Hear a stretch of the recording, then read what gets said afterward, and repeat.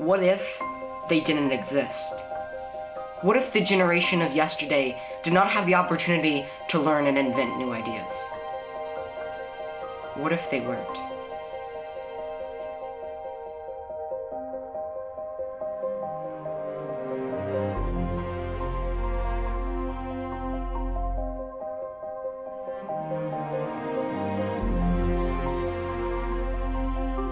Vincent van Gogh, perhaps one of the greatest painters in history, was misunderstood. The works of Van Gogh are thought to be some of the most beautiful in the world, full of emotion and color. But that was not always so. During the life of Van Gogh, there was almost a set of rules to painting. A painting must look real. A painting must have meaning.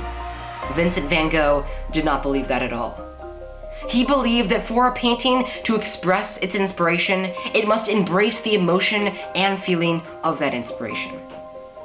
Because of this barrier to creativity, Vincent van Gogh was very poor and had trouble selling his work. Vincent van Gogh became so depressed that he took his own life. The life of Van Gogh is an illustration of how one person can see something that another cannot. This very thing is happening in one of the most influential places for our future generation: education. Diane Connell speaks about her time as an elementary school teacher.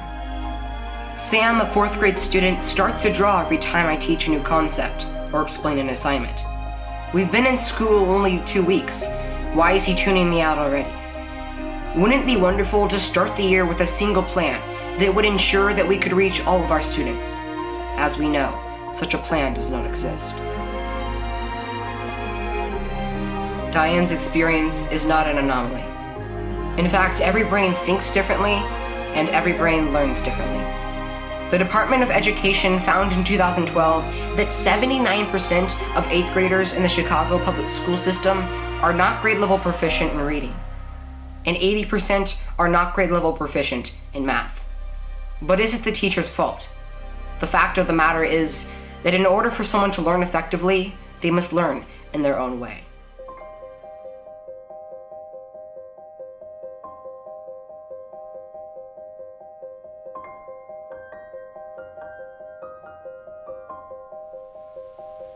A man once asked an inventor, "You have failed so many times, why try again?" The inventor responded, "I have not failed.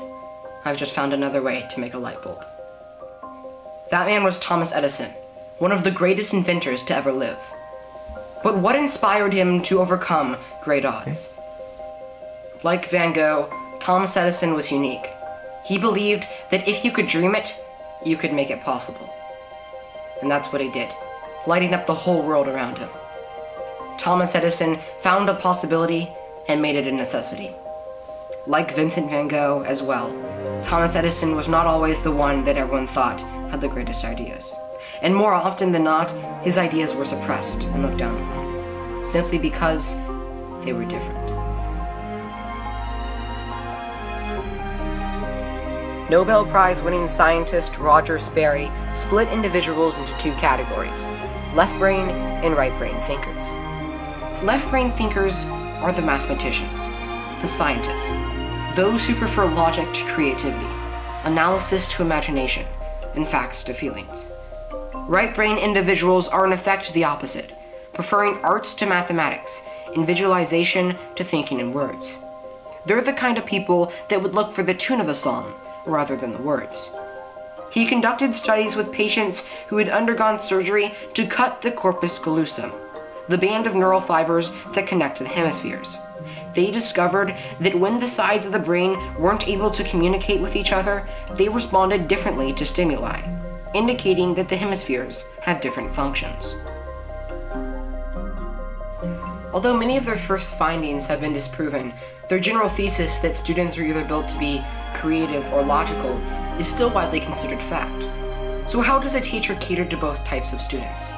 The first step in solving the problem of making complex subjects simple for all students is the realization that people are unique, and an effective teaching strategy takes into account these variables. First, a teacher must understand what type of learner they are. If a teacher is more of a left brain learner, then he or she will be more of a left brain teacher. Second, they must understand what type of learners their students are. To communicate effectively to an audience, a teacher must first know their audience. I'm taking Algebra 1 in geometry this year, and at first I thought it'd be a challenge. But after the first class, I had a different outlook. See, I have a new teacher, Mrs. Carlson, who did something unique. She not only explained the topics of geometry in a classroom setting, but also in everyday life. Mrs. Carlson caters both to left and right brain individuals by first showing the topic logically and then using illustrations and analogies to cater to right brain individuals like me. Elementary school teacher Diane Connell continued, I am a left brain teacher who by nature strongly prefers to teach using lecture and discussion based upon research and experience. I typically put an outline of the lesson on the board and distribute packets of handouts to accompany each lesson. Then I began reading brain-based research and realized that by being left brain dominant, I was only engaging my left brain learners and some students with middle brain strengths. The poor right brain learners and some middle brain students must have been overwhelmed from all of the auditory input. Over the past 10 years, I have gradually added overheads, videos, and group assignments into my classes. Now I feel that I'm making my best effort to reach my left, middle, and right brain learners. That's all that is necessary. Let's stop inadvertently funneling students into a one-size-fits-all system of learning.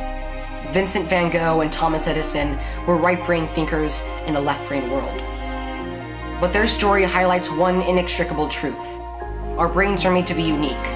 We were made to be special. We were made to be amazing. So don't blame students for wanting to learn the way that they are made to learn. And don't blame teachers for teaching the way that makes sense to them. But let's find a middle ground to foster learning and produce the next generation of genius.